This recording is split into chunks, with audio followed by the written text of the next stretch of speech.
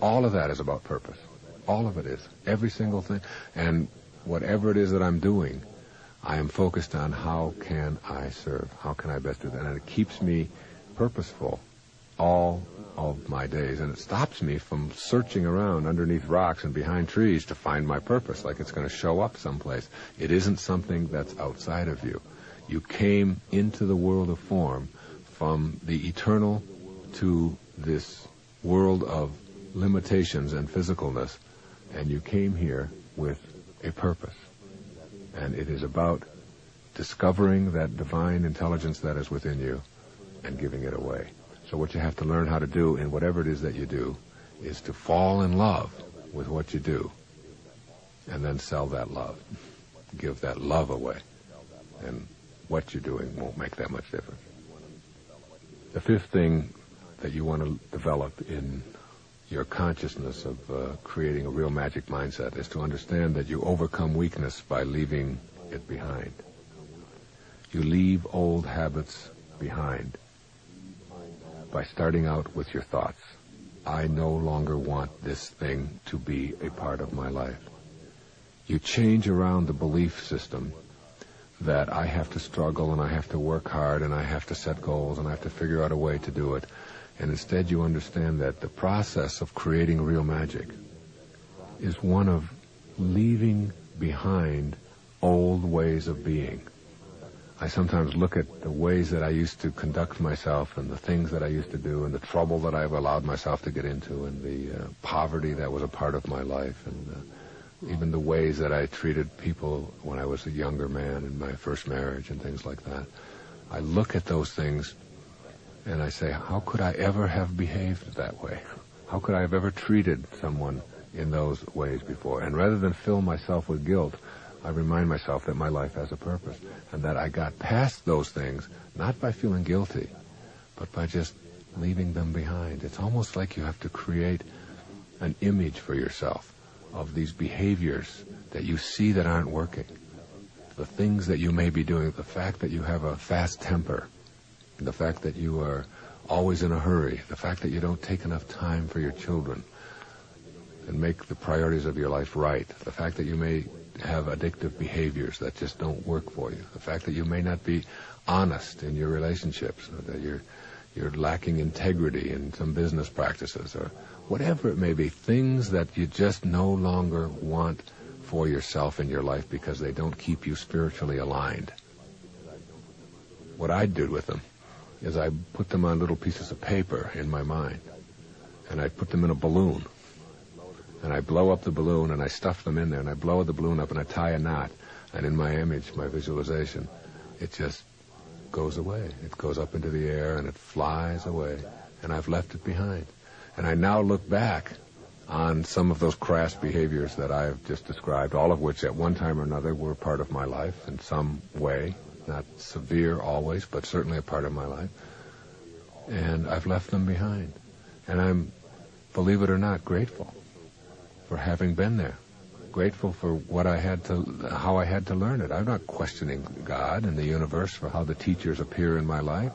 Those events were things that I had to go through in order to get to this more transcendent place. I bless those things, just like I bless every cold or every influenza bout or every sickness that has ever entered into my life as something that teaches me how to go past it. There you are again. Oh, I see. Oh, welcome back. Oh, there, I lost my temper again. Oh, with one of my children, I might say the wrong thing or raise my voice, and instead of saying, oh, I shouldn't do that, and isn't that awful, I say, the way that I will overcome that is I will leave it behind. And I just do that real quick thing with the balloon. I let it fly away. And the next time when they behave in the very same way, which they do every day, just to test me and to teach me, and I see that as my teacher. And then I get to a point where I no longer have to do that, where I can hug them when I used to want to smack them, when I can kiss them when I used to want to yell at them. You change your behaviors, not by analyzing them and not by struggling, but by leaving them behind, stepping out of those old clothes and walking in new shoes, walking in a whole new wardrobe of new consciousness. You can leave behind every single piece of behavior that doesn't work for you or that inhibits you from having the miracles that you want for yourself. Whatever those miracles might be and how you can visualize them for yourself right now as you're listening to this tape, whatever those miracles are, you can leave behind all the impediments to the manifestation of those miracles by walking away from them, by just simply leaving them behind, one step at a time, making a conscious, thoughtful decision. I no longer am going to be thinking in that way, and today, in this moment, I'm going to see if I can leave that one behind. I'm going to just bite my tongue one time. I'm not going to try to make her wrong this one time. I'm not going to yell I'm not going to have that cigarette in this moment. In those ways, you leave behind those behaviors, and then you get to a point where, like I do, and I've talked about it on some of my other tapes, where I walk by a machine that sells soda pop with sugar in it, and I feel so superior. I can hardly stand myself. And I see people. I just stepped off of a plane here in Chicago, and when I stepped off the plane, I noticed the room was filled with smoke because they don't allow smoking on the planes anymore, finally. And I noticed that all these people standing around smoking in this nervous kind of way, and the air was just filled with all of the smoke. And I always have this real powerful knowing that I left that behind. I didn't conquer it. I didn't defeat it. It's still there. It's still in the universe for people to choose it. But I left that behind. And I keep reminding myself when I can put my arms around my wife now and just tell her how great she is, that I used to wrap myself in anguish and try to prove how wrong she was. And I don't have to do that. You leave it behind, and you do it in your mind first, and then you bring it about in reality. The sixth belief is that if you want to create miracles in your life, you have to make a thorough examination of all of the things that you believe to be impossible, and then shift that consciousness 180 degrees. You have to understand that impossible is not a part of the consciousness of miracle makers.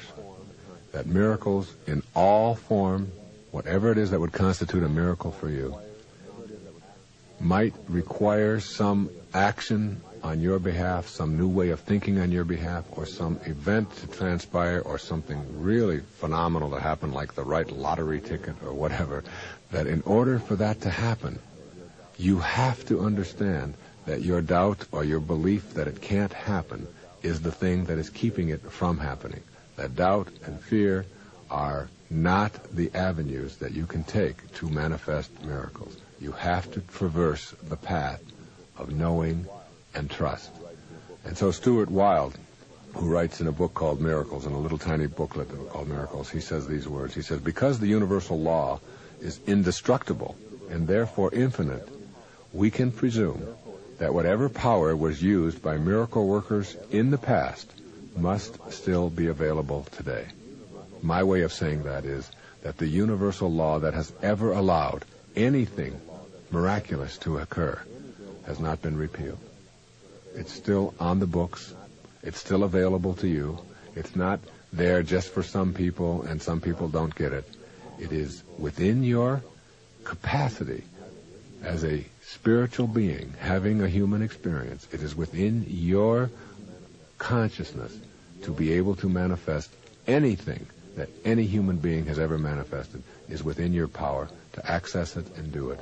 But you must take a look at all those things that you think are impossible for you and change those beliefs around. And I'm talking about the person who's the lowest in the gutter, the person who is the drug addict who can't function any longer, the person who has been overweight their entire lifetime, the person who's lived in indescribable poverty for their entire lifetime, the person who has been abused, the person who wants to be able to transform their life and to access something much more magnificent in it, the person who has thought of themselves as homely and unattractive, the person who has always been alone and has never been able to create a relationship.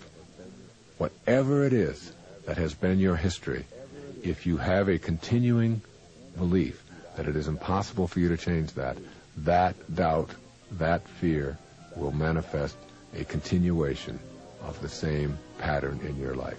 You must shift that around to a new knowing and affirm that it is possible.